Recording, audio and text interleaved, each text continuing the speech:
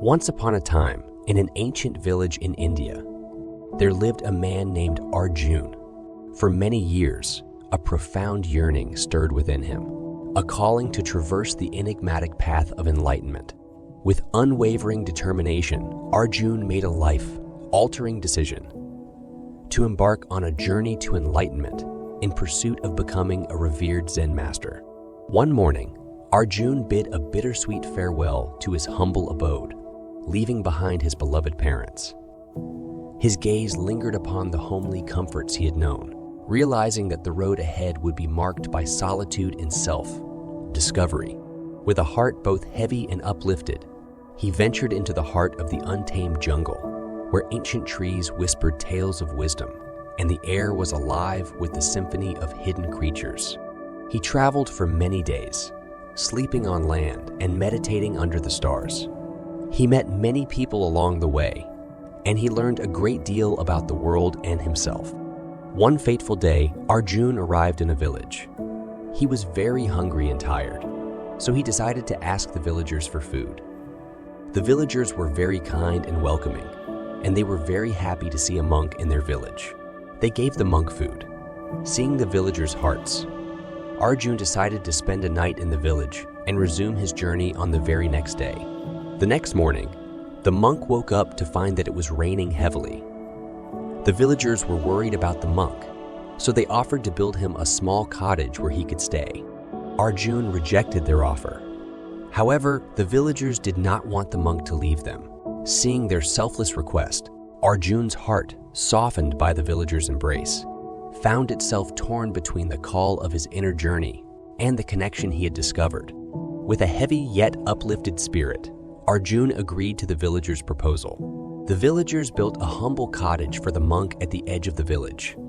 They also gave him a new set of clothes, as his old clothes were dirty and torn from his travels. The monk lived in the cottage, and he used to return to village to beg for food. The villagers were happy to serve the monk, feeling blessed to have a monk in their village. One day, when the monk arrived in the village, he asked the villagers for some help.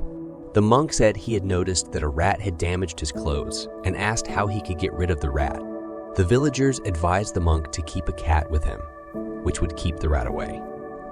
It was a perfect solution, so the monk followed the advice and kept a cat with him, and the cat kept away rats from his cottage. But now, a new problem arose for the monk. He had to feed the cat. As a monk, he felt it was his duty to serve the cat. Now, whenever the monk arrived in the village, he begged for some milk for the cat. The villagers were upset to see the monk asking for food and milk. To reduce his hardship, the villagers decided to give the monk a cow that would provide milk for the cat. They again requested the monk to keep a cow with him. The monk saw no harm in keeping a cow, so he agreed to the villagers' suggestion. Unbeknownst to Arjun, this act of kindness unveiled yet another layer of challenge. The cow's hunger demanded the sacrifice of his time and effort, leading him to spend hours cutting grasses in the fields. However, the monk worked hard to cut grass for the cow and spent his days outside in the jungle. The villagers felt sorry for the monk, and they decided that the monk should have someone who would serve him. The villagers remembered that there was a widow in the village whose husband had recently died after their marriage. The villagers decided to send her to serve the monk to alleviate her hardship, and she could also follow the path to enlightenment. The monk also did not see anything wrong with it and agreed to the villagers' proposal, as it would help the widow forget her past life. For months, the young woman served the monk, feeding the cows with grass and continuing his daily practices. Seeing the hard work of the woman and her devotion towards him, the monk was very unhappy with what life had dealt her. At such a young age, she was a widow.